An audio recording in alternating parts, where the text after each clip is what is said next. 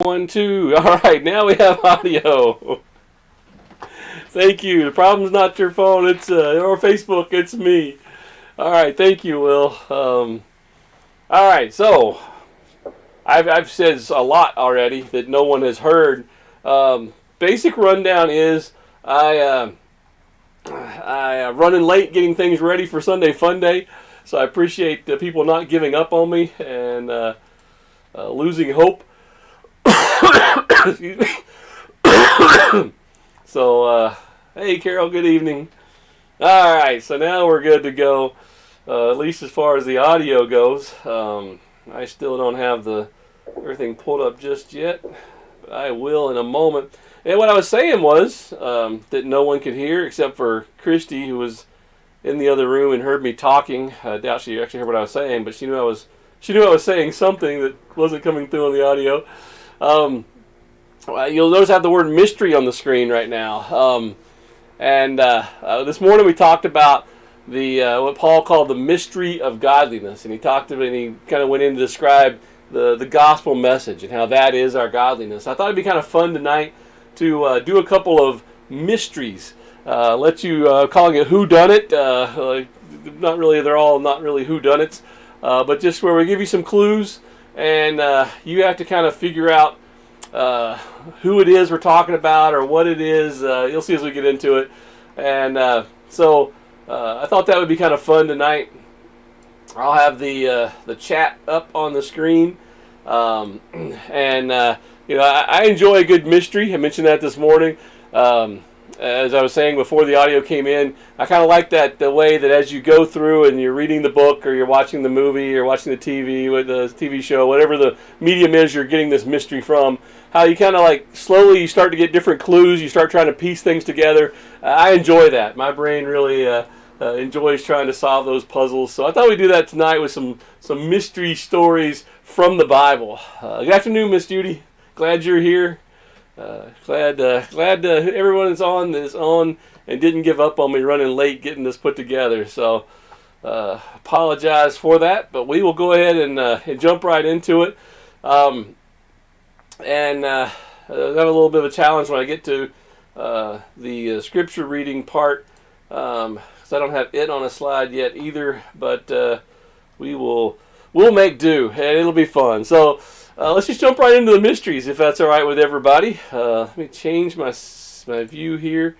So yeah, we got our little case file sitting on the desk. We got our lamp. We're going to be studying some clues here, and I get you to tell me what each of these items are. Or I should say, I don't know, best way to put it. Let's just go ahead and jump right into it. The very first one. Here's the message. If you're watching this on your cell phone, it might be a little too small to read, so I'm going to read it off for you. Everyone in town has been destroyed. Almost everyone she's ever known. But she emerges from her house, pulls down the red scarf that kept her family safe, and sees that the great walls of her city had come tumbling down, which is impossible. Those walls were 12 feet high and 6 feet wide. Who is this woman, and where is she? All right, anybody know, based on those clues, who we're talking about here?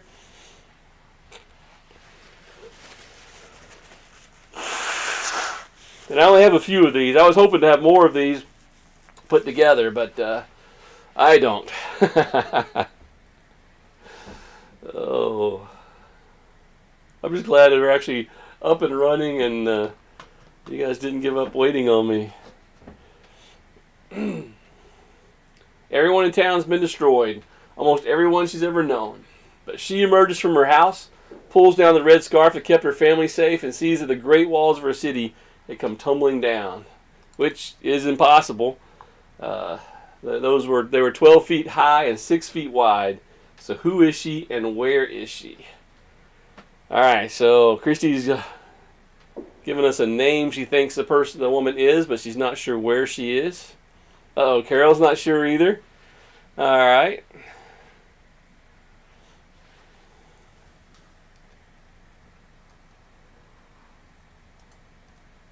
Give it a little bit longer here. We flip back to...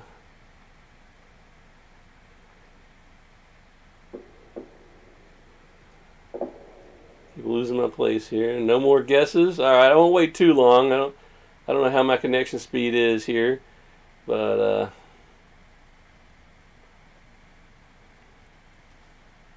I will tell you that Christy, who gave that? Christy or Katie? Christy is correct on the name. We were talking about Rahab, so now I'm just trying to figure out where she's at. So if anybody can figure out where Rahab was.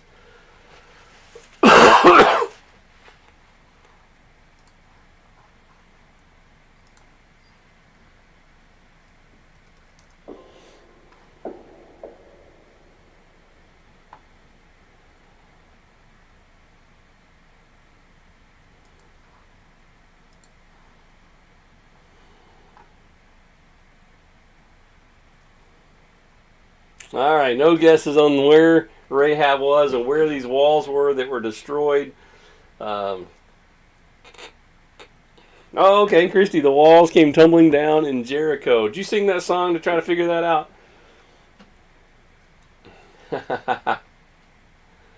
All right, well, Christy is correct. We are talking about Rahab in Jericho. That is found in Joshua chapter 6.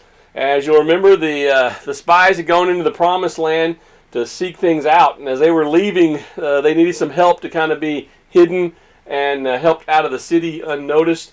And Rahab had helped them. She had let them stay there at her place, and she had let them out over the city walls, out of the window from her place. And they had made an agreement with her that when they came back into the country, that they would protect her. And so that's what happened. And we'll see in let's see, Joshua chapter 6, verse 11 says, "So the ark of the Lord compassed the city, going about at once, and they came to the camp and lodged in the camp. Joshua rose early in the morning. The priests took up the ark of the Lord, and 7 priests bearing 7 trumpets of ram's horns before the ark of the Lord went on continually and blew with the trumpets. And the armed men went with them, but the reward came back after the ark of the Lord.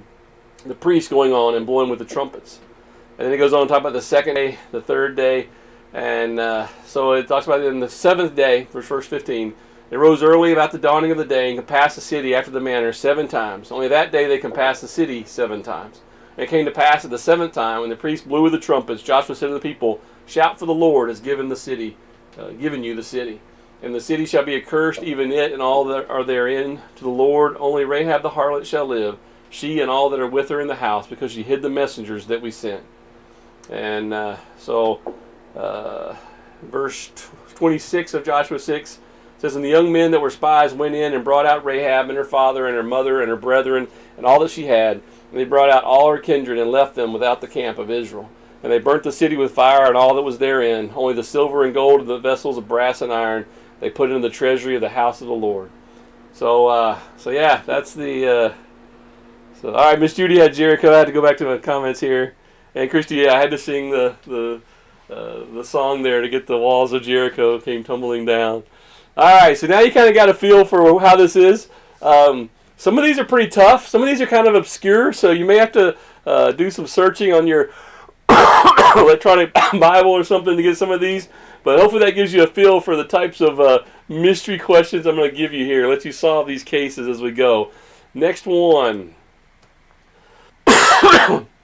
A man is lying dead in a tent, apparently killed by the tent peg driven through his head using the hammer lying nearby. There are no signs of a struggle. The man was likely killed in his sleep. His appearance is similar to that reported for a great commander whose army was recently reported destroyed in battle, and he is dressed as a warrior. Objects in the tent imply a woman lives in it. Who killed him? I even gave you some options here to help you out, because I know this is a pretty obscure story, at least for many people. So, who do you think killed this person? They were apparently killed by a tent peg driven through their head using a hammer. Anybody remember this story from the Bible? The Bible's full of amazing, fascinating stories, sometimes even gruesome stories of things that happen. But similar to the last story we saw, we see throughout all of those God working to protect those that are His, those that are belong to Him and trust in Him. And we even see that in this one, this story as well. All right, so I'll give a little bit of time. I'll kind of talk a little bit and waste some time, give people a chance to think about it, phone a friend, phone a Google, however people like to look these up. And if you happen to know it already, just type it in real fast so that you can show that you already knew it without having to Google it.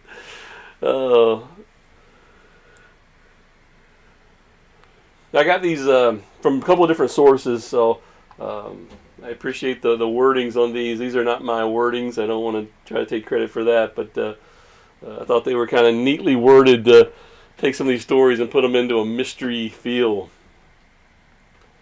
So there's a man lying in a tent peg driven through his head, probably while he was asleep, according to the what we can see.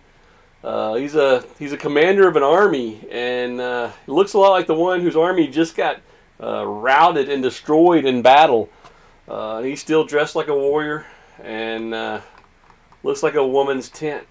So, who killed him?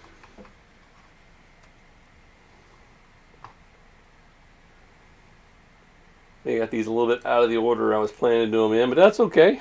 At least we're doing something. That was an improvement from 10 minutes ago. All right, I'm getting a little bit of a red connection here, so maybe it won't be too slow. All right, Christy's going with Barak or Barak. I don't know how you would say that name. And she didn't put any question marks or anything, so she seems pretty confident with her answer there. So Miss Judy's going with Deborah. All right. Give others a chance to weigh in.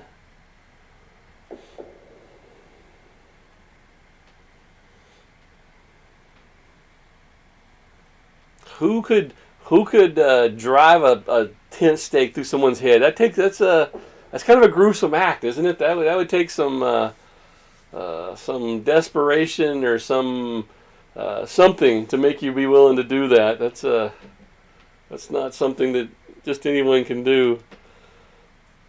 Oh, Christy says she just wanted Alex to know. Okay, so you answered quickly just so you could act like you knew the answer without having to Google it. I'm giving a little more time in case those who did want to Google are doing so. Give a chance for other people to give their answer. All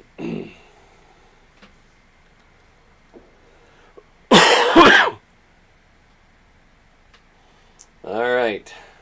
Not seeing any more quick responses. I'll go ahead and move right along. Because I know I got us started a little late, a little slow, especially with all the audio delays. Can you hear me now? All right. So the correct answer is, so we have just a moment longer in case someone was typing frantically with their phone trying to get their answer in. Correct answer is Gail.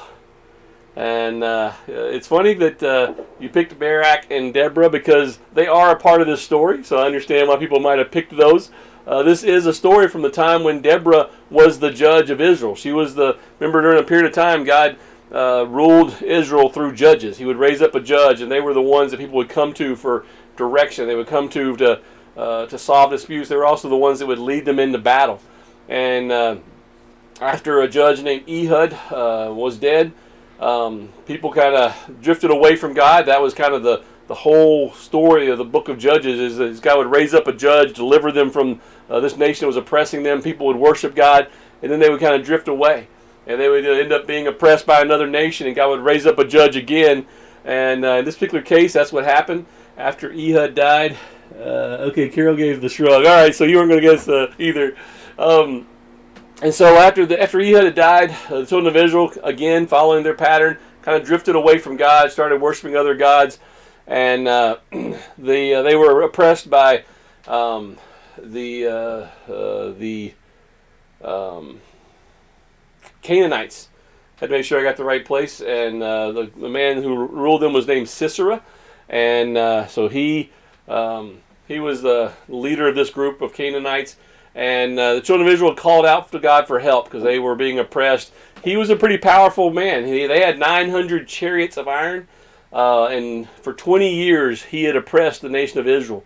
And so God raises up Deborah, a prophetess, and she's the judge of Israel at that time. And it says that she dwelt under the palm tree between Ramah and Bethel, and the children of Israel would come up to her for judgment. And it says what she called for a man named Barak, and or Barak. I'm not sure how you say that. And she told him, she said, now's the time to go and be delivered from Sisera. The king, Jabin was the king of that area. Sisera was the leader of that group, that army. And she says, time to go up and deliver him. And it's interesting that Barak here, he says, well, I'll go if you go with me. It's kind of a real brave man there. Like, I'll go, but only if you go too. But anyway, she calls Barak and says it's time to go. And so they're going up against this army that's really, a powerful army. 900 chariots of iron. That was a pretty strong army at that time. They could move quickly. They could, they had a lot of armor there. And she says, okay, take you up 10,000 men and go and fight. And as you know, for most of the battles, that when God told them to go fight, obviously he was doing the fighting for them. And they go and they fight this battle, and the Lord gives them the victory. His and Sisera's army is being destroyed, being beaten. And Judges 4, chapter 4, verse 13, it says, and Sisera gathered together all his chariots, even 900. Who's lost my place? Ooh. Somehow my screen changed on me. Even 900 chariots of iron, and all the people that were with him, from Harosheth of the Gentiles unto the river of Kishon. And Deborah said unto Barak, up, for this is the day which the Lord has delivered Sisera into thine hand. Is not the Lord gone out before thee? So Barak went down from Mount Tabor, and 10,000 men after him. And the Lord discomfited Sisera, and all his chariots, and all his host, with the edge of the sword before Barak. So that Sisera lighted down off his chariot, and fled away on his feet. So here's this huge army with these advanced weapons for the time. The children of Israel didn't have any iron chariots to go into battle with, but they're going down to fight.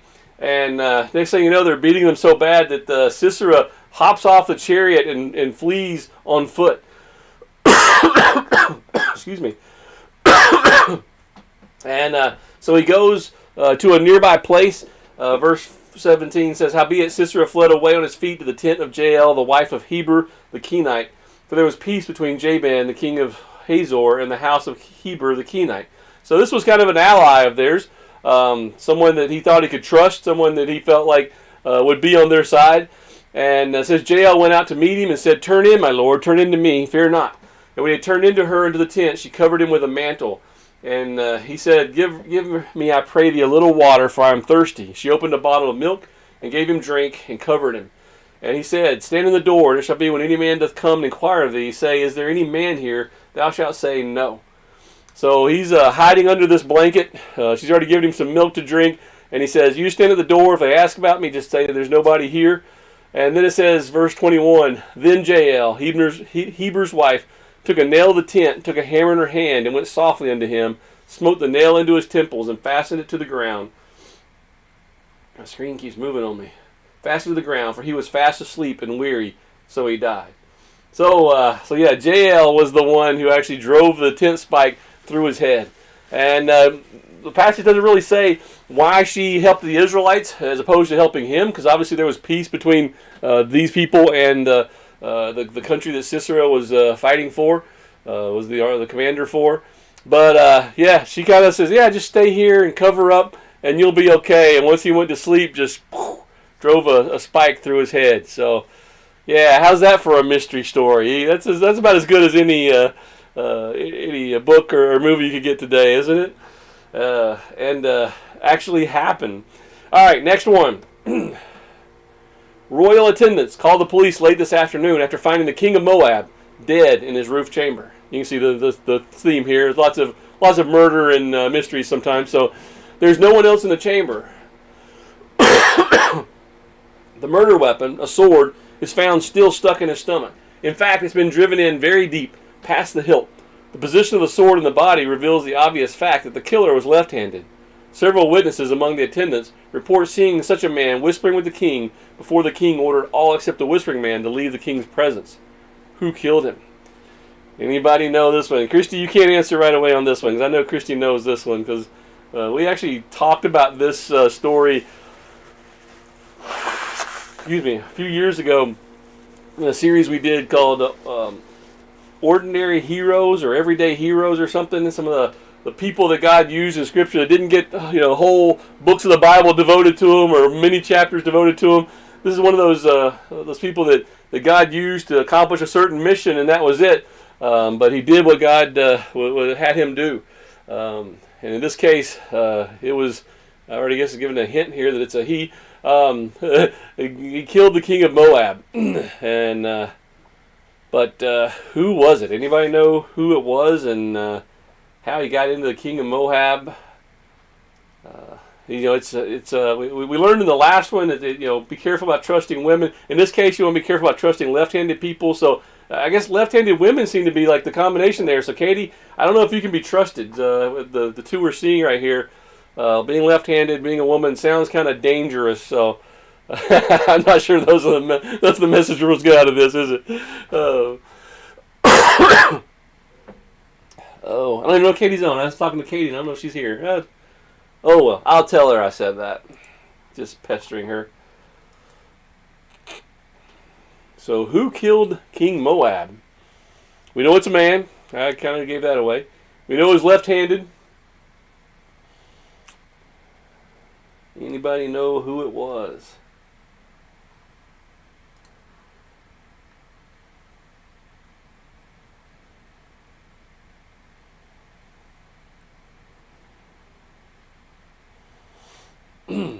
I'll also give you a hint that his name has already been mentioned here today. That may not be much of a hint because it wasn't mentioned very prominently, but was mentioned.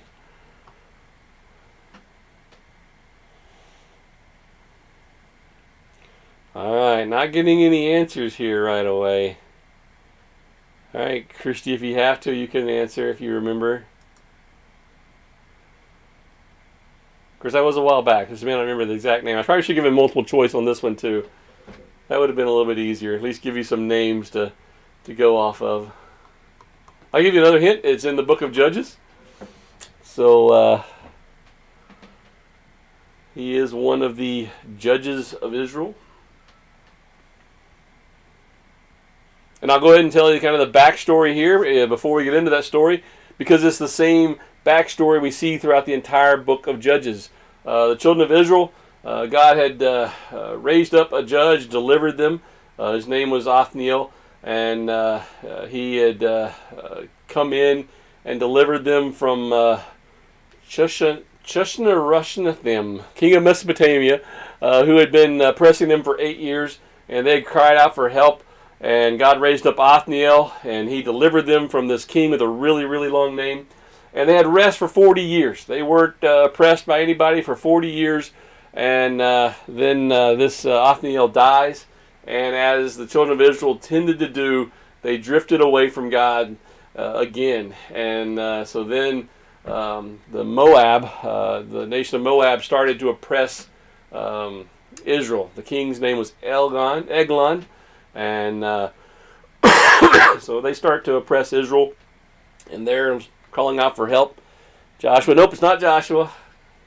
It was mentioned earlier. That was a good guess. All right. The man's name was Ehud. I mentioned in the last, you may not have noticed it because, like I say, it was just kind of mentioned in passing as I was either reading the scripture or getting ready to read the scripture. I mentioned that after Ehud had died, that God raised up Deborah.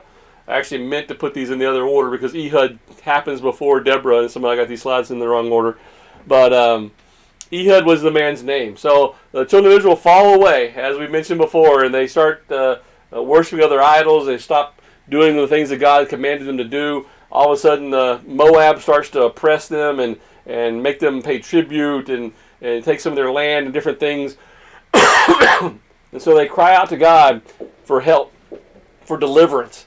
and he raises up Ehud, who was a Benjamite and a left-handed person. And so they sent a present to Eglon, king of Moab, through him.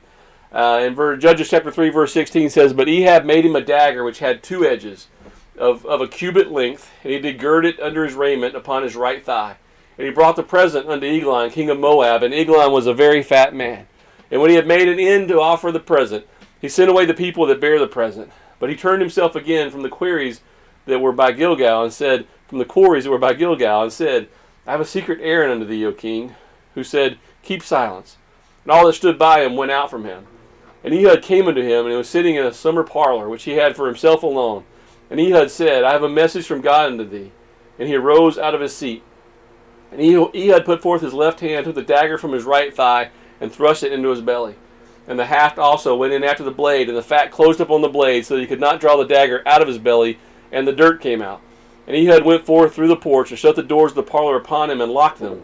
When he was going out, his servants came. When they saw that, behold, the doors of the parlor were locked, they said, Surely he covered his feet in the summer chamber. And they tarried till they were ashamed, and behold, he had not opened the doors of the parlor. Therefore they took a key, opened them, and behold, their Lord was fallen down, dead on the earth. So that's the story of Ehud killing Eglon, king of Moab. God sent him on that mission to kill that king for oppressing the nation of Israel. And he used his left-handedness there as a way to kind of sneak this weapon in, knowing that they would probably be more worried about weapons on the other side. Excuse me. And but ended up having to leave the murder weapon behind because he couldn't get it back out of King Eglon. So Eglon was real excited. Oh, you got a secret message for me? You got something that what do you call that? I have he said, I have a secret errand unto thee. So yeah, and King of Eglon is like, oh wow, I wonder what this could be. What's he got for me? And so that's who killed the king of Moab there in his chamber. All right, next one, which may be the last one. An object here, no murder mystery here. It's made of cypress wood and gold. Treasure hunters have been seeking it for centuries.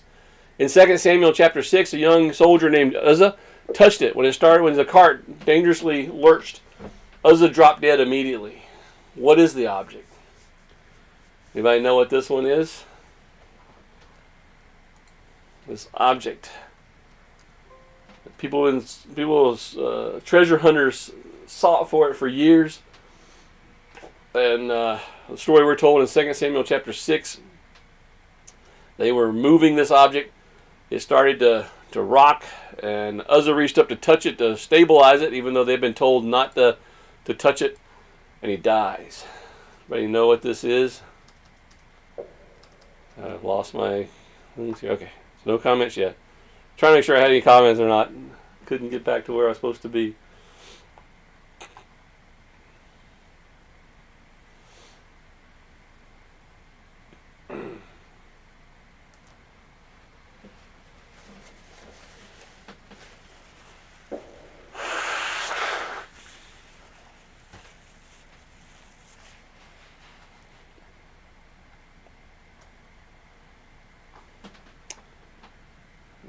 Christy's got a guess out here.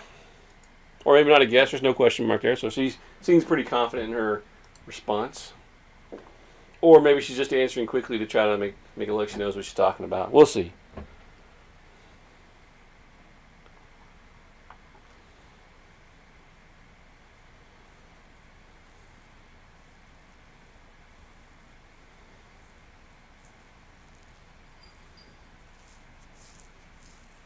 So we're covering a lot of different stories here tonight. We got the story of Deborah and Barak going into battle, and Sisera escaping the battle, and then Jael finishing him off for them by driving a tent spike through his head. Then we have Ehud. Actually, we started off with the city of Jericho and Rahab. You notice how the scripture referred to as Rahab the harlot. That is the same Rahab that we would later see in the lineage of Jesus there. And God would incorporate her into the nation of Israel there. So we start off with Rahab and the city of Jericho, the walls coming down, God keeping the promise to her that the spies had made about keeping her safe when they came. Then we saw Deborah and Barak in battle with Sisera, and Jael finishing him off. Then we saw Ehud killing the king of Moab by using his left hand to pull out a sword and just grab it right into him there in his summer chambers while everyone else thought he was just resting. All right, no more guesses. I don't know if it's because I'm getting a low connection or if people got dropped off or what, but the Ark of the Covenant is the correct answer. And that passage comes from 2 Samuel chapter 6, which I think I mentioned in the question there. Yeah, 2 Samuel chapter 6. And you'll remember when God had told them about how to handle the Ark of the Covenant, they were not to touch that, the Ark of the Covenant, because that was what sat inside the holy place of the tabernacle and would later sit inside the holy place of the temple. And the way they were supposed to carry it is they made these poles, and the poles had certain ornaments on them and were made a certain way, and they would put the poles through and they had to carry it. The priest had to carry it. And in this particular case, they're moving it and they put it on a cart. They just put it up there and they're rolling it along, which is not how God told them to do it. And so we kind of see that the problem here starts with the people not being obedient to what God said. People kind of saying, well, I'll just do this my way. I think this is a better way to do it. Do we ever do that to God? Say, well, yeah, I kind of feel like God wants me to do that, but I think I'd rather do it this. I think I'd rather not do that. I'd rather do this. And so that's what happens. They put it on a cart and they're rolling it, and as it kind of rocks back and forth, it looks like the Ark of the Covenant is about to fall over. And so Uzzah reaches up to stabilize it. A good thing, it's a natural reaction. But there was all this disobedience. One, they weren't carrying the proper way. Second, he's touching, which they've been commanded not to do. And as soon as he touched it, he died. And so, yeah, Ark of the Covenant, definitely one of those things that could be made, I guess has been made into plenty of mystery-type movies, adventure-type movies, as people for years. Miss Judy had it too. I didn't see that comment come in. Miss Judy had the Ark of the Lord as well. Yeah, Christine and Miss Judy, you're both right. So that was the thing that God had said. You have to carry it a certain way. They didn't do it. Don't touch it. He touched it, and Uzzah ends up losing his life because of it. All of this to say, we had these mysteries. I was hoping to have a few more, but time-wise, looks like I guess it worked out okay since I was so late getting it started. But I think to me the point of a lot of these is we see God at work. Some of these are very fascinating stories, very almost Hollywood-esque, in their the way they unfold, the way that God uses people to go in and deliver His people from those who were oppressing them. But the most important thing is we see God working. We see God doing things. And so that's the important thing. Remember that God is working on your behalf. We saw this morning that mystery of the godliness was Jesus acting on our behalf. Was Jesus saying, I'm going to come down and bear your sin on the cross so that you can then be righteous. That's how you can be godly, is because of what I've done. That's what God is doing. He's working on our behalf. I don't know what you have going on this week, but I know God is working on your behalf. And so let's just take comfort in that, take confidence in that, and know that we're holy because of what He's done. And we're going to make it through this week because of what He's done and what He is doing and what He has yet to do. So I hope you all have a great week. And this was fun. Hopefully you enjoyed it some. Hopefully they weren't too difficult or challenging. But anyway, have a great week. If I can do anything for you, don't hesitate to reach out. Give me a call, text message, whatever works best for you. And love you all. And we will talk again soon.